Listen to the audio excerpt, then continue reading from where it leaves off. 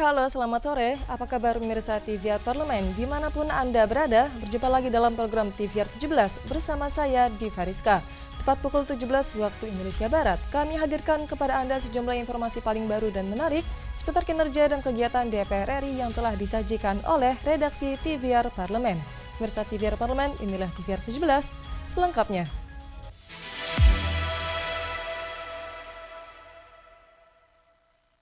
Pemirsa, anggota Komisi 6 DPR RI menyoroti kelangkaan pupuk yang kerap terjadi dan dirasakan petani saat musim tanam tiba. DPR RI mendorong pemerintah dan PT Pupuk Indonesia untuk memastikan ketersediaan pupuk yang cukup dan memadai, serta mendistribusikannya dengan merata. Anggota Komisi 6 DPR RI Sada Restuati menyoroti kelangkaan pupuk yang kerap terjadi dan kerap dirasakan petani saat musim tanam tiba.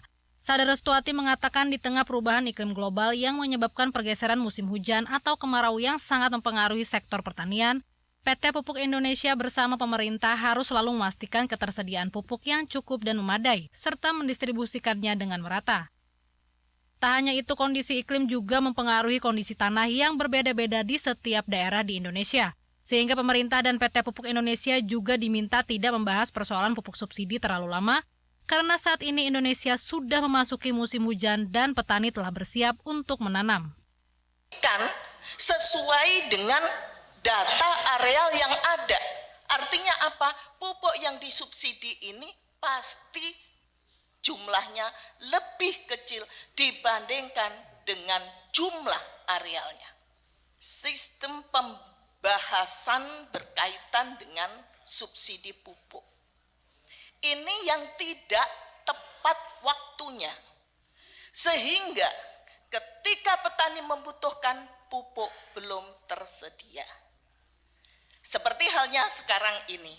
Siapa yang menduga bulan November, mulai dari Oktober, November sudah banyak hujan. Sehingga mau tidak mau kalau sudah seperti ini, petani pasti bersiap untuk menanam. Itu sudah pasti. Lebih lanjut, Sada Restuati mendorong pemerintah dan PT Pupuk Indonesia agar pro dan transparan terkait ketersediaan pupuk terhadap petani Indonesia. Andini dan Teguh, TVR Parlemen melaporkan. Komisi 1 DPR RI mendukung langkah Kementerian Luar Negeri yang berkomitmen untuk meningkatkan kesejahteraan rakyat sekaligus berkontribusi positif bagi kawasan Indo-Pasifik. Komisi 1 DPR RI mendukung langkah Kementerian Luar Negeri yang berkomitmen untuk meningkatkan kesejahteraan rakyat sekaligus berkontribusi positif bagi kawasan Indo-Pasifik melalui pembangunan berkelanjutan dan inklusif. Di bawah kepemimpinan Presiden Prabowo, Indonesia diharapkan menjadi motor penggerak kolaborasi di kawasan ASEAN. Hal ini tercermin dalam ASEAN Outlook on the Indo-Pacific. Anggota Komisi 1 DPR RI Syamsur Rizal mengatakan, pemerintahan baru bisa terus mendorong Indonesia masuk ke dalam keanggotaan di forum multilateral yang inklusif serta koordinasi antara organisasi regional dan internasional. Momen ini, momen kepercayaan dunia yang sangat positif kepada Presiden Prabowo dan Indonesia, itu harus betul-betul dimanfaatkan dengan konsep diplomasi yang seger lah, yang unik, yang baru, yang aktual, terutama sekali karena Indonesia ini memiliki saat ini impression yang sangat positif di dunia dengan Prabowo, dengan performance personalnya Prabowo dan performance Indonesia yang sangat bagus sekarang ini. Momentum ini nggak boleh lewat.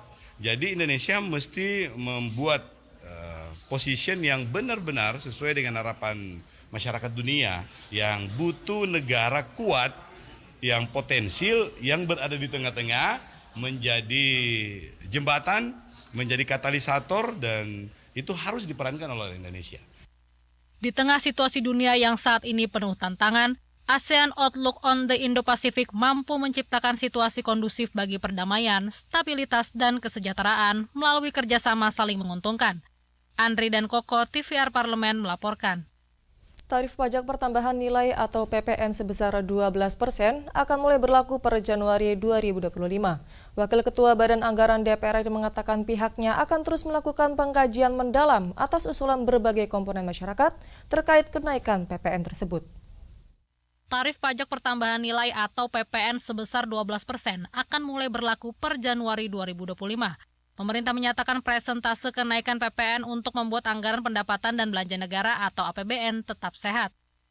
Wakil Ketua Banggar DPR RI Wihadi Wiyanto menyampaikan, kebijakan kenaikan PPN 12% merupakan amanat undang-undang yang termaktub dalam Pasal 7 Ayat 1 Undang-Undang Nomor 7 Tahun 2021. Namun demikian, Wihadi menekankan ada beberapa sektor yang tidak terkena kenaikan PPN 12%. Di antaranya sektor pangan, sektor kesehatan, maupun sektor pendidikan. Jadi ini adalah perintah undang-undang, bukan rencana pemerintah, ya kan? Jadi mesti harus masyarakat tahu bahwa ini adalah perintah undang-undang yang sudah disahkan tahun 2021 dan itu sudah berjalan.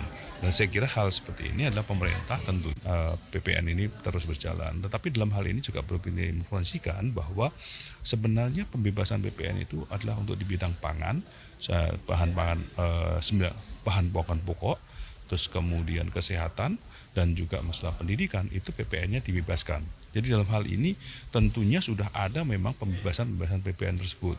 Jadi saya kira masyarakat juga mesti harus tahu informasi ini bahwa PPN ini tidak semata-mata bahwa naik 12% semuanya tidak, tetapi memang sudah ada itu. Nah, untuk kompensasinya pun kita sudah memberikan PPH. Dalam aturan telah disebutkan bahwa PPN akan dinaikkan secara bertahap, yakni 11% pada 1 April 2022 dan 12% pada 1 Januari 2025. Dari Senayan, Jakarta, Bondan dan Angga, TVR Parlemen melaporkan. DPR RI menyoroti tantangan besar yang dihadapi industri pertahanan, terutama terkait tingginya biaya investasi. Kementerian Luar Negeri diminta berperan aktif untuk membantu memperluas pasar produk pertahanan Indonesia, terutama di negara-negara yang membutuhkan solusi keamanan dan juga pertahanan. Informasi selengkapnya kami hadirkan usai jeda, tetaplah di TVR 17.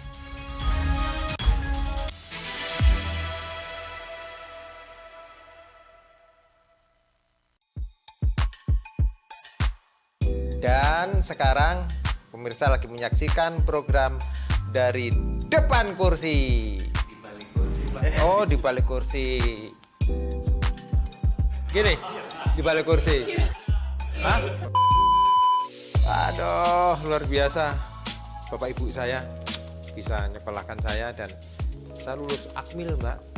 Tahun 91 saya lulus, kemudian 94 saya diwisuda di istana.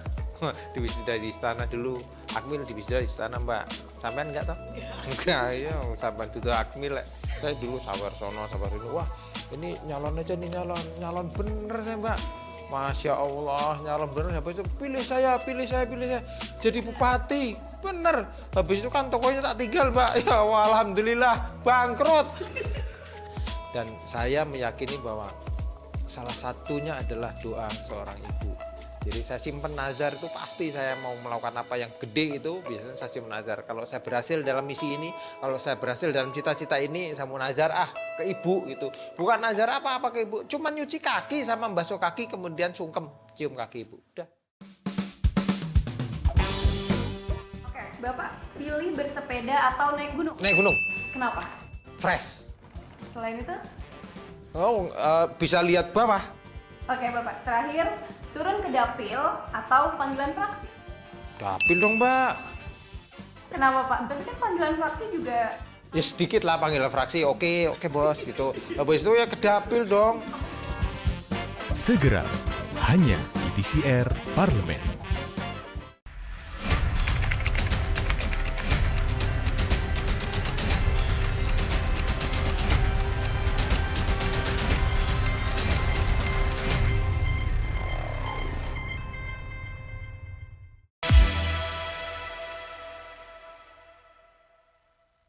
Anda kembali di TVR 17. Sektor industri pertahanan dalam negeri, khususnya yang melibatkan sektor swasta, dapat berperan besar dalam mendukung kekuatan pertahanan Indonesia. Pentingnya dukungan lebih lanjut dari pemerintah, baik dalam hal regulasi, kebijakan, dan juga maupun pengaturan pasar, untuk memastikan industri pertahanan dalam negeri dapat berkembang dengan baik. Simak informasi mendalam yang telah dirangkum oleh tim redaksi TVR Parlemen dalam segmen editorial Parlemen berikut ini.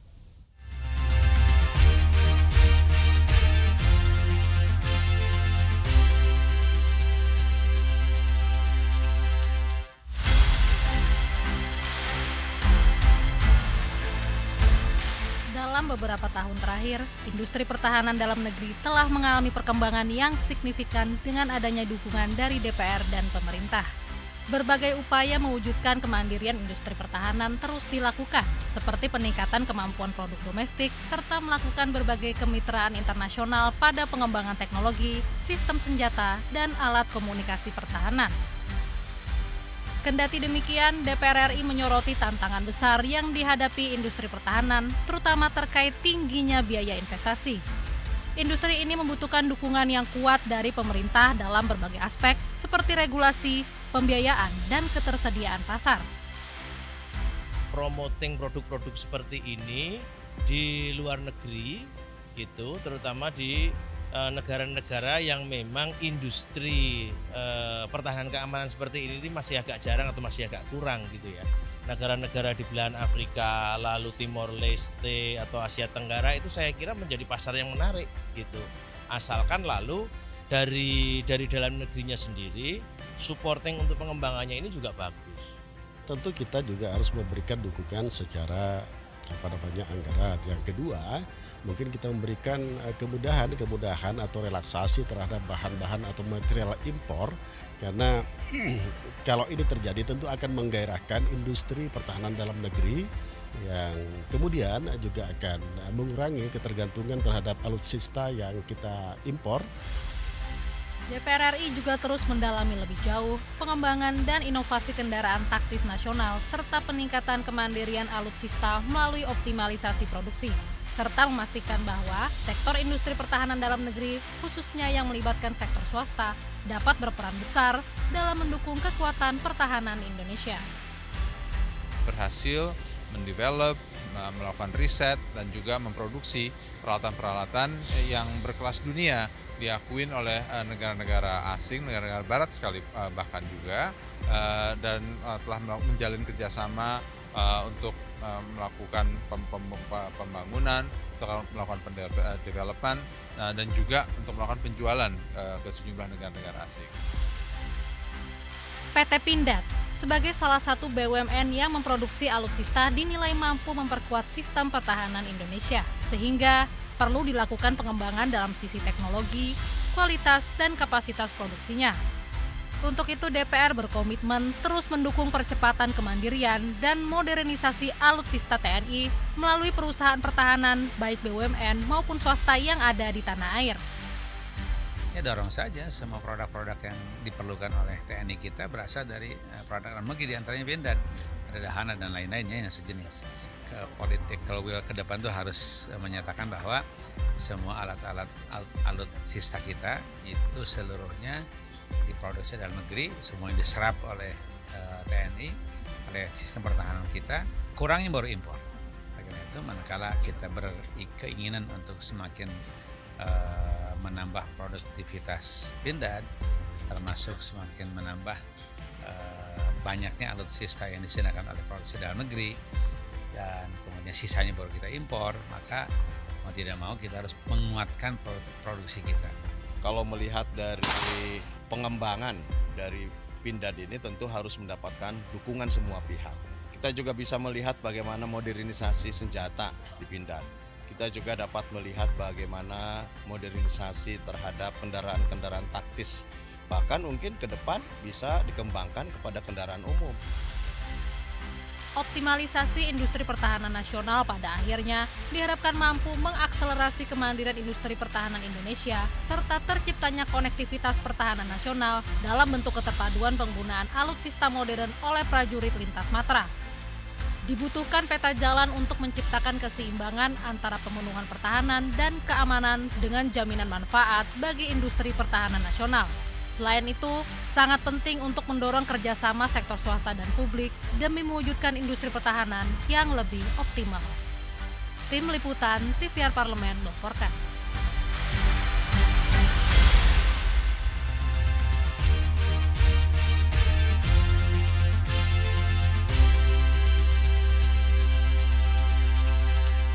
DPR RI mendukung sejumlah target yang dicanangkan dalam visi Asta Cita Pemerintahan Prabowo Gibran.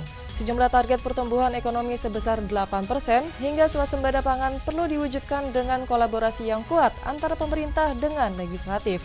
Informasi selengkapnya usai jeda berikut, jangan kemana-mana, tetaplah di TVR 17.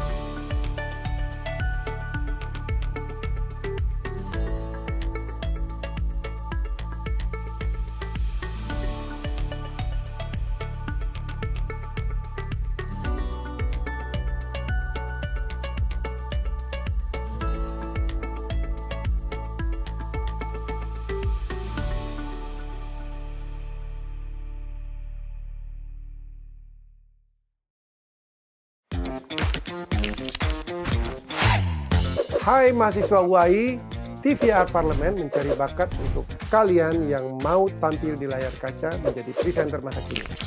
Sebagai presenter TVR, kamu akan berperan dalam menyampaikan informasi penting tentang keparlemenan, serta menjadi keterwakilan suara bagi masyarakat. Bergabunglah bersama kami di TVR Parlemen dan menjadi bagian dari Referensi Indonesia. Apakah kalian teman-teman mahasiswa yang kita cari? Ayo daftarkan diri kalian dan sampai bertemu di UAI.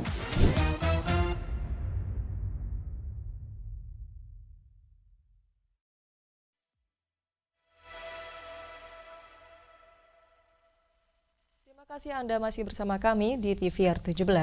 Dalam mewujudkan target dalam visi Asta Cita, DPRD mendorong pemerintah agar mampu menghadirkan tata kelola pemerintahan yang baik sehingga indikator pembangunan dapat tercapai secara perlahan. Untuk membahasnya, berikut laporan rekan kami Vincent Aldi dari Senayan, Jakarta. Baik pemirsa TVR Parlemen dimanapun Anda berada, saat ini saya sudah berada di Gedung Nusantara 2 DPR RI, di mana pemirsa pelantikan dari Presiden dan Wakil Presiden terpilih Prabowo Subianto dan Gibran Rakabuming Raka telah menjadi penanda resminya pemerintahan baru. Dan dalam pemerintahan Prabowo sendiri nantinya akan mengusung tema besar, yaitu Bersama Indonesia Maju menuju Indonesia Emas 2045. Di mana pemirsa beberapa visinya diantaranya adalah penguatan ideologi Pancasila, demokrasi, dan juga peningkatan lapangan kerja, pembangunan SDM, juga keberlanjutan dari hilirisasi yang menyatu dalam Asta Cita. Bagaimana DPR RI juga menyikapi dalam visi tersebut, dan untuk membahasnya telah bersama kami yaitu Ibu Hajah Nevi Zuwairina dari fraksi PKS. Ibu, bagaimana terkait Asta Cita dari Presiden ini dan DPR RI menyikapi seperti apa?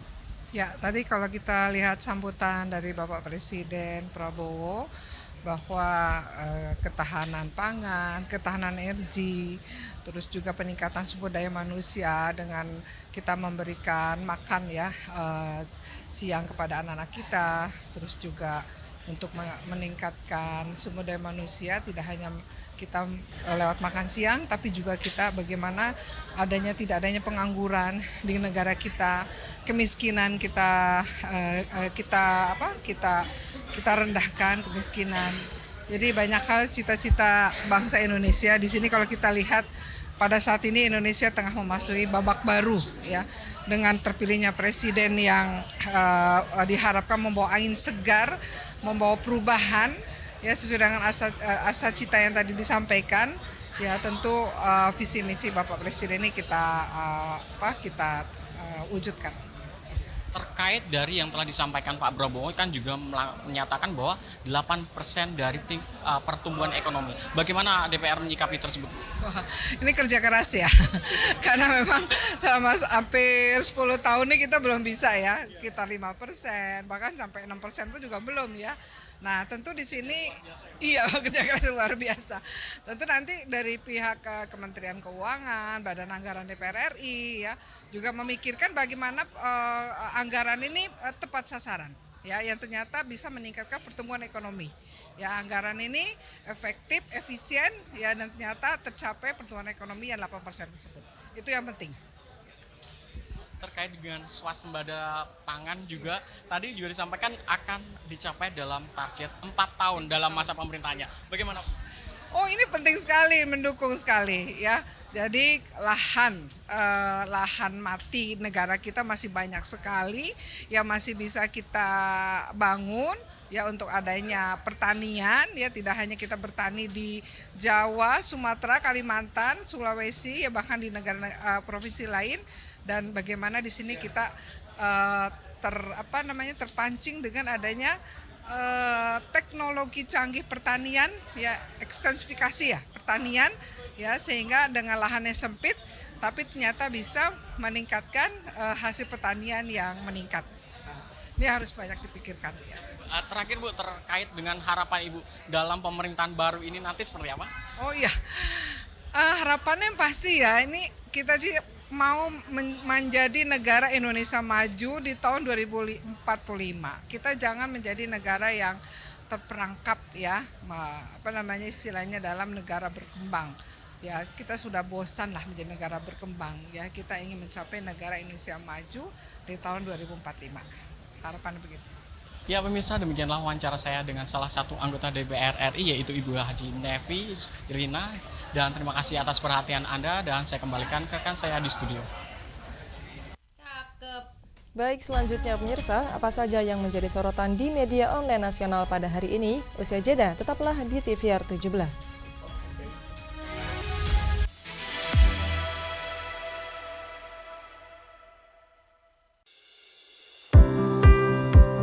Mengenal tugas dan fungsi DPR RI. Dewan Perwakilan Rakyat atau DPR adalah lembaga negara yang mewakili aspirasi rakyat. Kehadiran DPR RI merupakan salah satu bukti bahwa Indonesia merupakan negara demokrasi.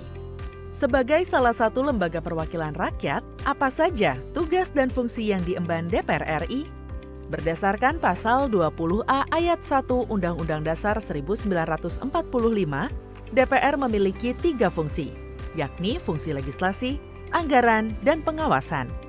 Tugas dan wewenang DPR berbeda untuk setiap fungsinya. Yang pertama, fungsi legislasi. Menyusun program legislasi nasional atau prolegnas, menyusun dan membahas rancangan undang-undang, menerima rancangan undang-undang yang diajukan oleh DPD, membahas rancangan undang-undang yang diusulkan oleh Presiden ataupun DPD, menetapkan undang-undang bersama dengan Presiden, menyetujui atau tidak menyetujui peraturan pemerintah pengganti undang-undang yang diajukan oleh Presiden untuk ditetapkan menjadi undang-undang. Yang kedua, fungsi anggaran. Memberikan persetujuan atas rancangan undang-undang tentang APBN yang diajukan oleh Presiden. Memberikan persetujuan terhadap pemindah-tanganan aset negara maupun terhadap perjanjian yang berdampak luas bagi kehidupan rakyat yang terkait dengan beban keuangan negara. Menindaklanjuti hasil pemeriksaan atas pengelolaan dan tanggung jawab keuangan negara yang disampaikan oleh BPK. Memperhatikan pertimbangan DPD atas rancangan undang-undang tentang APBN dan rancangan undang-undang terkait pajak, pendidikan, dan agama. Yang ketiga, fungsi pengawasan. Fungsi pengawasan, DPR bertugas melakukan pengawasan terhadap pelaksanaan Undang-Undang APBN dan kebijakan pemerintah, serta membahas dan menindaklanjuti hasil pengawasan yang disampaikan oleh DPD. Demikian penjelasan tentang tugas dan fungsi DPR menurut Undang-Undang. Informasi ini dipersembahkan oleh TV dan Radio Parlemen, Biro Pemberitaan Parlemen, dan Sekretariat Jenderal DPR RI.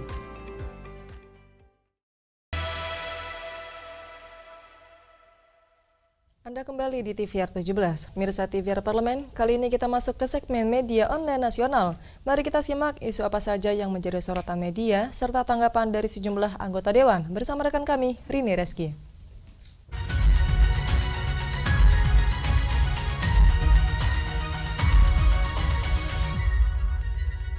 Baik, terima kasih rekan Diva dan pemirsa, selamat sore. Kita masuk ke berita pertama yang menjadi headline di media online pada hari ini, yaitu mengenai Mufti Anam yang meminta rencana kebijakan ojol tak dapat subsidi BBM jangan dipertimbangkan serampangan. Kita lihat pemirsa ke layar kaca.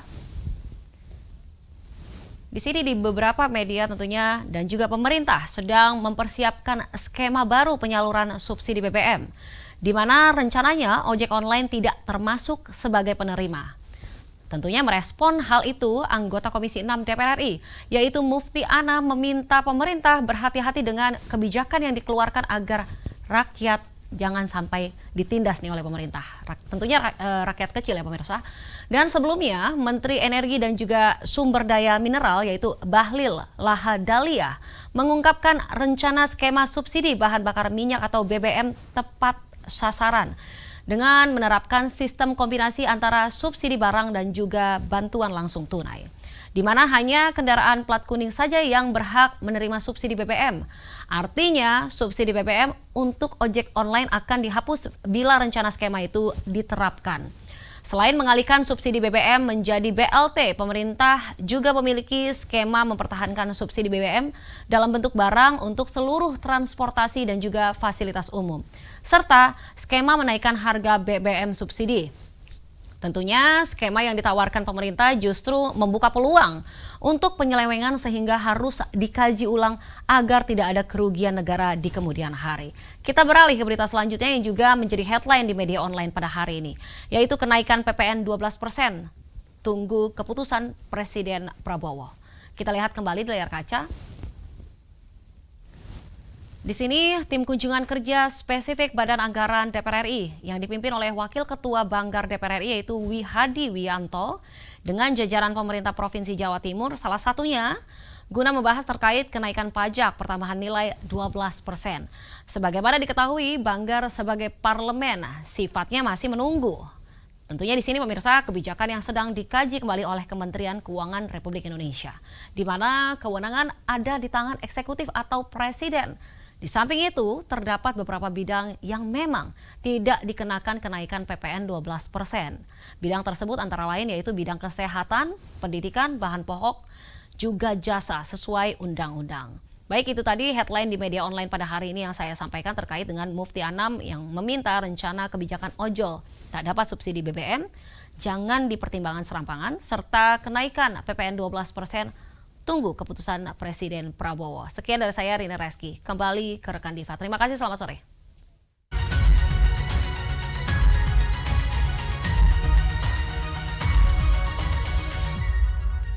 Terima kasih rekan Rini yang telah menyampaikan sejumlah update sorotan dari media online nasional pada hari ini. Segmen media online tadi sekaligus menutup program TVR 17 edisi sore hari ini. Saya Diva Rizka beserta seluruh kru TVR Parlemen yang bertugas mengucapkan terima kasih dan pamit undur diri dari hadapan Anda. TVR Parlemen, referensi Indonesia.